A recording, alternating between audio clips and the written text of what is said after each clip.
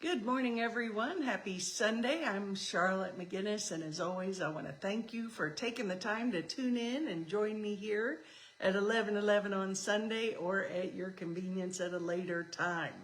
So just a reminder, this is available. All my talks, conversations are archived on my YouTube channel. You can go there and watch.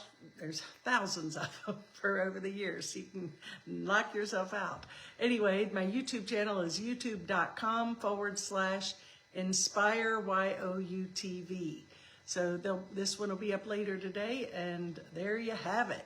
Well, I hope everyone's doing great. I know that many of you all are into the World Soccer Tournament that's been happening here for a few months and been very exciting. So today is the finals. I will say I really haven't watched it, but I know lots of people who have, and it's been the highlight of their summer for many reasons. So, and it's a great thing coming to America and seeing our beautiful country, and they loved it from all over the world and just brought in a lot of light and sunshine. And so I was just talking to our guest Claudia, and I think everyone's gonna feel a little bit like they're missing something when this is over, but I will watch today's match. The last one will be my first.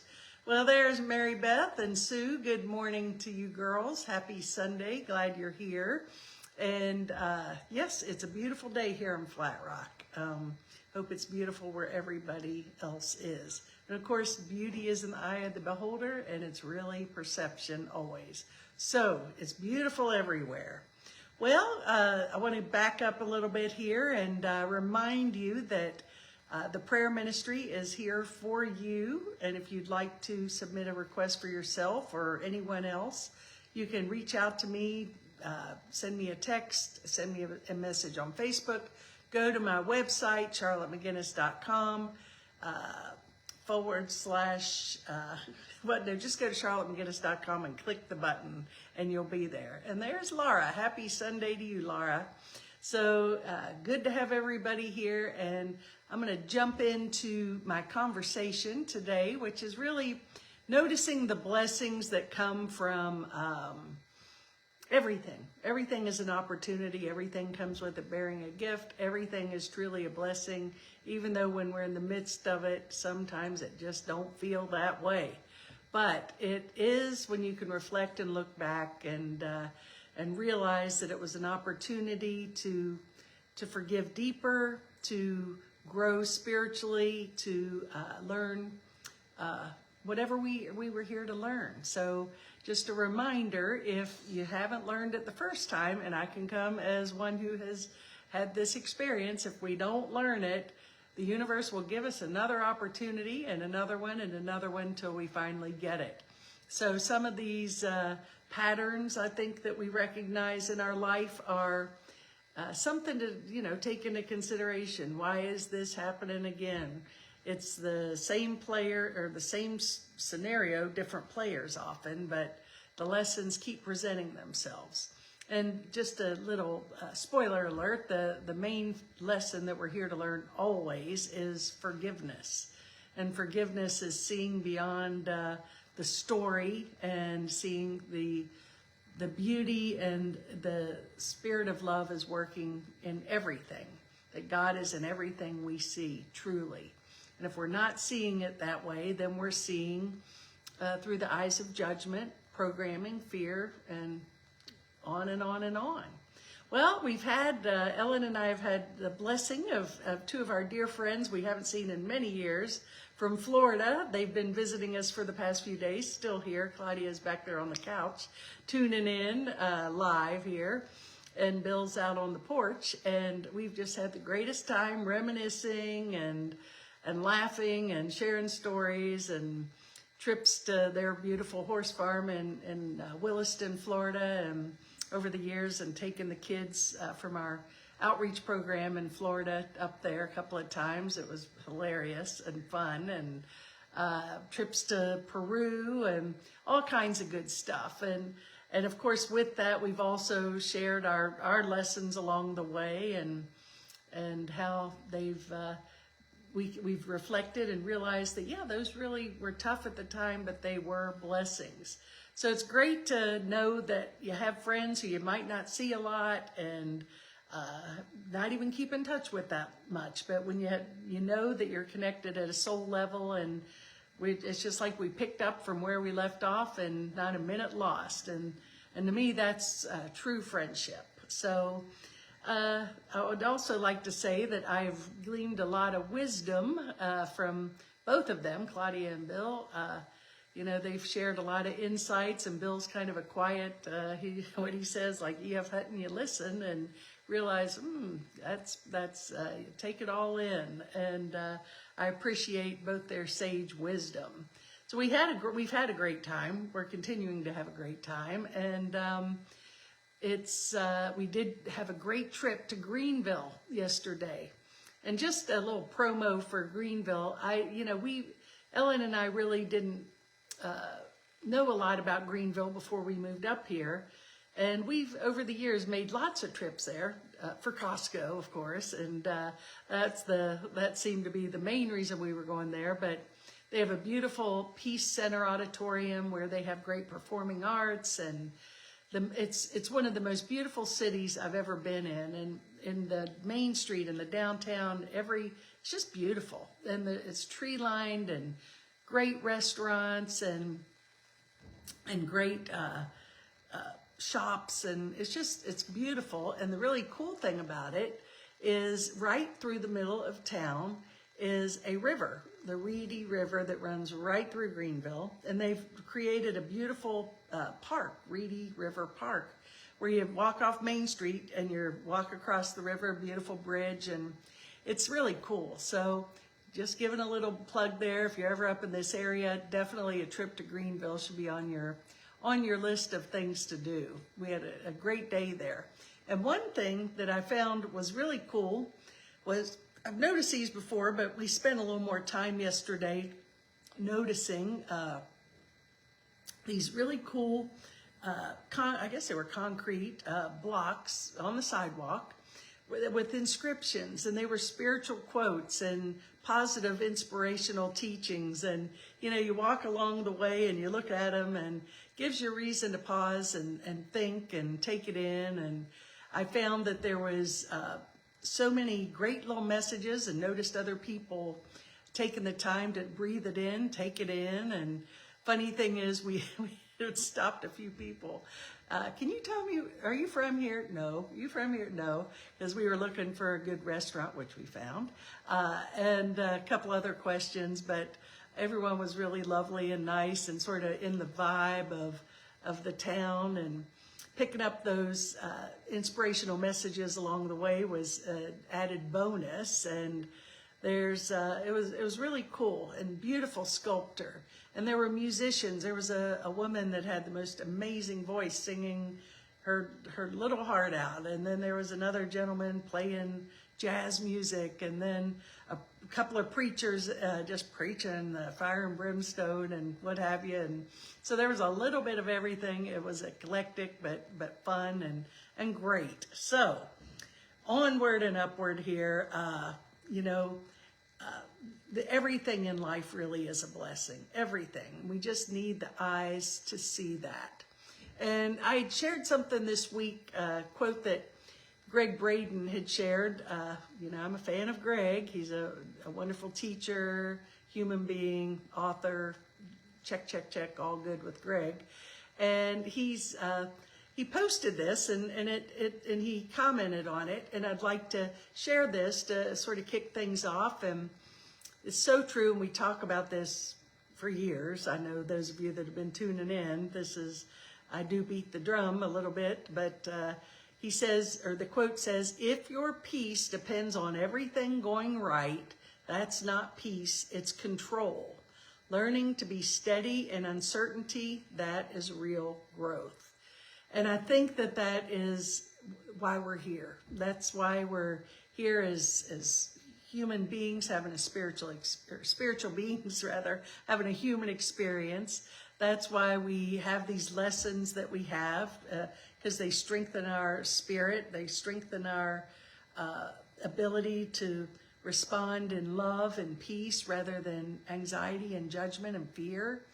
And so I think real mastery, the reason we're doing what we're doing with our spiritual training and paying attention to what we're thinking and feeling all the time is to get to this point where I'm in the world, I'm not of the world. And that no matter what is happening around me, and the world is giving us many opportunities these days to take this into practice. And the good lesson is no matter what is happening in this world, I can always choose peace. Peace is a decision, and it's not dependent on anything that is happening around me. And as this quote says, if our peace is dependent on things going right, it's not peace, it's control. And it'll never get us to where we aspire to be. All we have to do is tune into our heart, release the programming, the judgment, the veil of everything we're projecting into the world and seeing other than love. And then all of a sudden, God is in everything we see. Well, there's two of my buddies, Jane Ann. Happy Sunday, Janie, and Becky. Good to see you too. Becky's one of my hometown friends and one of my tribe, and Mary Beth. So good to have the tribal support here. So great to see everybody. So anyway, as Greg goes on to comment about this statement, he says, there's moments in every life when things don't go according to plan. Expectations change, circumstances shift, and the future becomes less certain than we hoped. In these moments, that's when we discover something important. That peace, true peace, isn't created when everything around us is perfect. It arises when we learn to remain grounded, open-hearted, and connected to the wisdom within us, regardless of what's happening around us. Our greatest strength is not found in controlling every outcome, but found in developing the resilience to meet each moment with clarity, compassion, and trust. Every challenge becomes an invitation to remember who we truly are. Where in your life have you found unexpected peace in the middle of uncertainty? And that's a great question. Where have you been able to find peace, in the midst of what we perceive as chaos and fear and tragedy and trauma? And I want to give a shout out here to Janie. She's been a long time friend. I was good friends with her mother, and an awesome lady. And also Janie went through a personal tragedy when she was young in college, and her life is an inspiration, how she's overcome that and living her life fully and in the midst of things that were very challenging. So Janie, you have been a light not only to me, but to everybody who knows you and doesn't, because you're sprinkling fairy dust everywhere just by your strength and your resilience to everything. So thank you, Janie, for that. So we all, I know all of you and all of us have been examples of that, and I think we can look back and give ourselves credit for, wow, I did really good there. Well, maybe I didn't do so good there, but I'd like to do better. And I think self-evaluation is it's very important, to look at, and not to beat ourselves up, but to when you begin to recognize that by doing this, not only do we benefit when we're willing to look at where we could have done better, been more loving, or where we're holding on to fear or judgment or the story, and say, okay, I want to learn from this. And Holy Spirit, show me a way to see this that I'm not yet able to see. And you know what? If you don't see it, guess what? As I said, you'll have another opportunity or 12. It's up to you. So the blessing theory, I thought this was a nice little practice or a statement, and just to sort of tag on to what we're talking about here. And what we choose to talk about again and again becomes what we choose to live. If we count burdens, life will feel heavy. If we count our blessings, life will feel full, because our focus goes where our energy flows. So if I'm focusing on the burdens, it's a very heavy energy, and we feel tired, fatigued, sick. but we need to get into the habit of gratitude, you know, and the habit of gratitude isn't small talk. It's the compass that decides whether our days feel like storms or sunsets. So we need to be willing to choose wisely what we speak into existence, because ultimately, in truth, every moment we are choosing by our thoughts, our feelings, our stories, what we're choosing to create, what we're choosing to speak into existence. We have free will. We're spiritual beings having a human experience. This is an opportunity to really practice, understand mastery, and to understand the power of the spoken word. Words have feelings and energy that attaches to those, and so when we learn to recognize the power of our thoughts and our words, you begin to say, oops, I think I can do a little better there. And not only do I benefit from that, but the entire universe does, as we talk about this quantum energy, and we're all part of it. We're not separate from it. So I don't have to spend my time trying to fix or judge or condemn anything out here. Just change my perception and I change my experience. And by doing that, shift the miracle from fear to love, uplifts the entire universe. Truly, it's very powerful, and I know you all know that.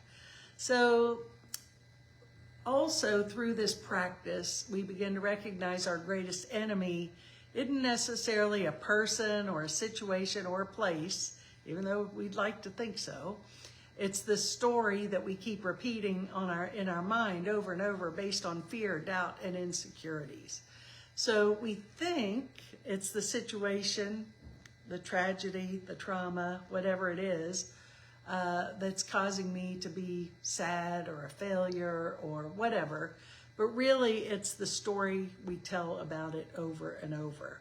So if I'm telling myself a story of fear, then guess what? I'm going to speak that into existence. So I know that I've shared this over the years, but I found it to be a very interesting, it really, some things you hear and it's like, that sticks, And 1995, Ellen and I and Claudia back here, we went through ministerial classes in West Palm Beach with a beautiful woman, Barbara Henshaw, and long story there, but it was a very powerful experience, and she was a wonderful teacher, and she was explaining this concept here, and when she was explaining it, she goes, if you had a cruddy childhood and you didn't have nice clothes and your parents were mean and didn't have much money and whatever it was, whatever it is, the story you were bullied, she goes, you know what? Make up a new story.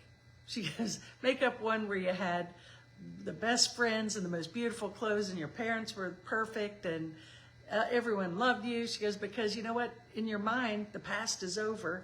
Make up a good story, And I thought that was a great lesson. I was like, we don't have to stay in this drudgery of woe is me of our past, but just if you don't like the story of your past, make up a new one, because they're both meaningless anyway, really, because it's over.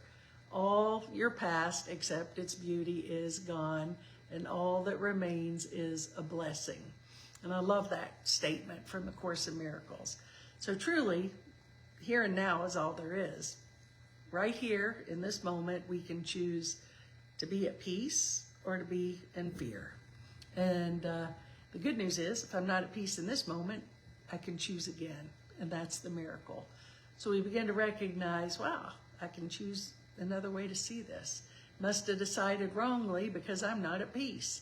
And you know what? There's no one out here that can fix it for us. All we have to do is change our mind, and then the whole story changes. It turns into one of beauty and peace and connection. And so I'm beginning to recognize, and back to Greenville yesterday, it was really an uplifting, inspirational experience in many ways, but realized how many really good people there are in the world. Everyone was happy and enjoying the festival or Sunday market, whatever they were having. And, you know, at the restaurant, they were celebrating birthday there. And just, you know, everything was just up and positive. And it was great to be in that vibe. And probably, had I not been in a good place, I would have had a different experience totally. Could have gotten into judgment. Well, look at them. Oh, that guy's preaching a message. That's terrible what he's saying, or whatever. Well, I don't like that music. You know, we could go on and on. So as we carry the vibe with us, wherever we go, there we are, as we've heard over the years. So yes, blessings are everywhere. God is good, and life is grand, that's for sure. Well, Thomas Merton, wonderful spiritual teacher, he a monk, Franciscan monk, a really cool guy. Anyway, this was a statement that I love from him, and he says, all the good that we will do does not come from us, but from the fact we have allowed ourselves to be used by God's love. Think of this more, and gradually we will be free of the need to prove ourselves, and we can be more open to the power that will work through us without even knowing it. So really, all the good, God is good. We need to turn towards that light, not away from it. And when we allow ourselves to be, you know, Lord, make me an instrument of your peace, right? St. Francis. When we just see ourselves as a vessel, and that my body, I'm using my body, mind, spirit, everything as a means of expressing God's love, life becomes effortless. There's a teaching in the Course in Miracles about effortless accomplishment. We're not pushing that boulder uphill. Everything just seems to flow, and life is more easy. And I'm not saying that, again, easy in the sense that we don't have challenges, but easy in the sense of spirit and knowing that no matter what happens, I'm okay. All is well with my soul. So ultimately, our mindset is everything. And so change your mind, change your life. Course in Miracles described as a course in mind training. Training our mind to allow God, love, to be the director of my thoughts, feelings, emotion, actions, everything. And to remember that the difference between a good day and a bad day is our attitude. Our minds are powerful, and when we fill it with love and positive thoughts, our life changes. And consciousness, our consciousness is a state of being aware and responsive to our surroundings. To shift our life, we have to shift our mindset. Change your mind, change our life. And if we believe we can, we're halfway there. So say, you know what, I'll give it a whirl. Why not? And if we believe this is possible, the change, we're making that space for change immediately. So we need to speak more loving and more positive into our everything, into our words. You know, open up the first thing we do in the morning. Just take a minute with Spirit and say, okay, I surrender. Your will, not my will, be done. Where would you have me go? What would you have me do? What would you have me say, and to whom? So it means I'm dedicating my life to love and to healing myself and others, to being a light in the world instead of a nasty Nelly, right? So we need to think big, and think big as, you know, God is bigger than anything in this world. God is omnipotent, omnipresent, omniscient, and we have that potential within us because we are created in the likeness and image. So we are that. We are created in the image of our Creator. So and what is that? That's created in love. So when we think big and think healing and think success and peace, happiness, think about love, light. And when we do this, the entire game changes because I'm taking responsibility for my thoughts and how I show up. And amazingly, the world responds in kind. The Course of Miracles teaches us that we don't see the world, well, this is a universal spiritual teaching. We don't see the world as it is, we see the world as we are. So if we see the world as a burdensome place, a fearful place, and see, constant judgment, whatever it is, gloom and doom, if that's how I choose to see it, that will be my experience. But if I'm choosing to show up, be grateful, be thankful, set the intention to be a being of light in the midst of the darkness, the whole game changes. And, it's a way that we, the secret, someone says the secret to removing darkness from our lives is to stop waiting for someone else to bring the light. Be our own sunrise, speak words that heal, act with purpose, and think with kindness.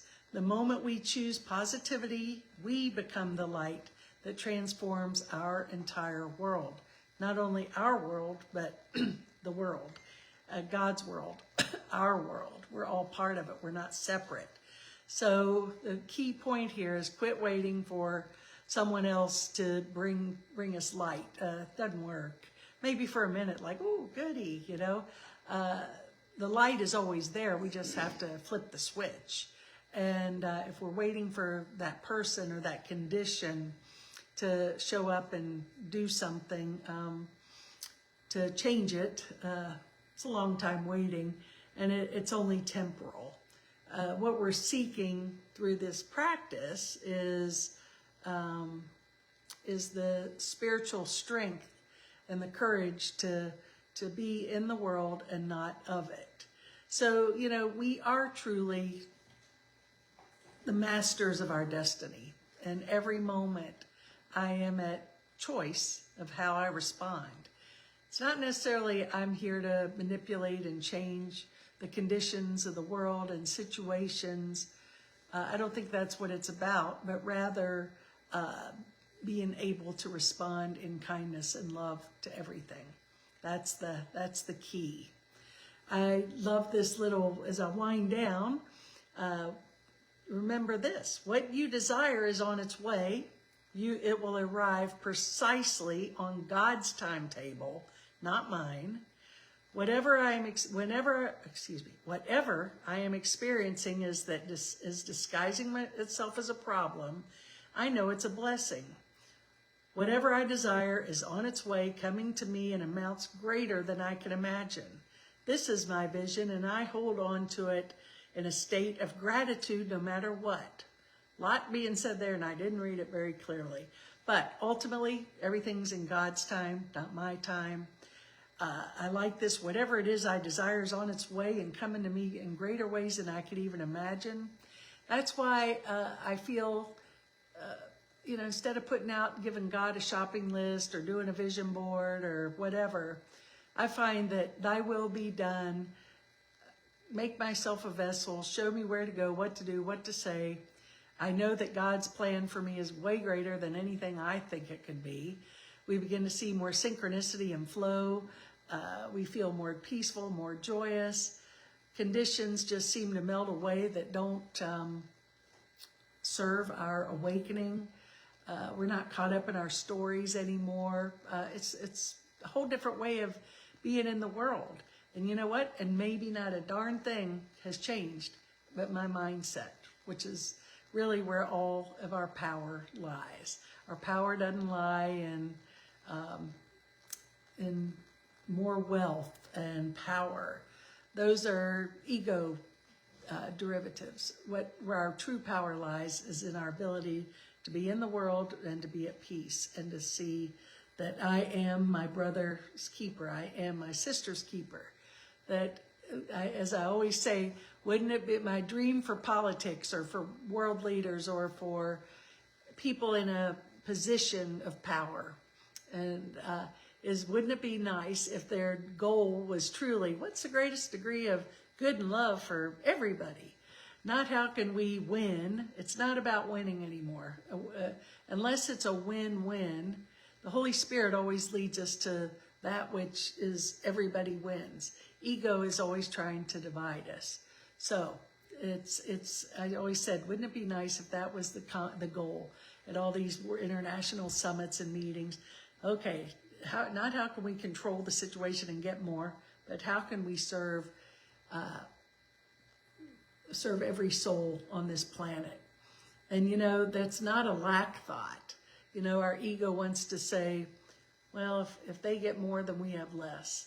That's limiting. There's no limit. This is an abundant universe. There's more than enough. We're the ones who've put the parameters on everything. So if we can really, whatever, and again, whatever the leaders are doing, it doesn't necessarily, it's none of my business, truly. I just bless them and just send love, and that's that, And, but ultimately, we can, each and every one of us, live by this. And you know what? Every time we choose this and live by this, they get it at some level. They do get it. And because every benevolent thought we have blesses the entirety of creation, truly. So, in winding down here, my last statement was something I read at one of the buildings down in Greenville yesterday, and has nothing to do with what I'm talking about, but just something to lighten things up, and Julia Child said this. She says, a party without a cake is really just a meeting. So, there you go. So, let's eat cake, let them eat cake, we all deserve cake, have a party. We don't need, instead of meeting, let's make life a party. Let's celebrate and have a joyous time. So thanks everyone for tuning in, and appreciate you, and look forward to seeing you next week. Same time, same place, 11:11. Looking over my shoulder here, beautiful sunflowers. Thank you, Julie. And I'm looking straight ahead at the roses Claudia and Bill got us. They're spectacular. So surround yourself with beauty and light and love, and because not only are we blessing ourselves, but the entire world. So pass this along, push that share button if you choose to, and not, that's cool too. Just glad you're here, and have a great week, everybody. Many blessings, and namaste.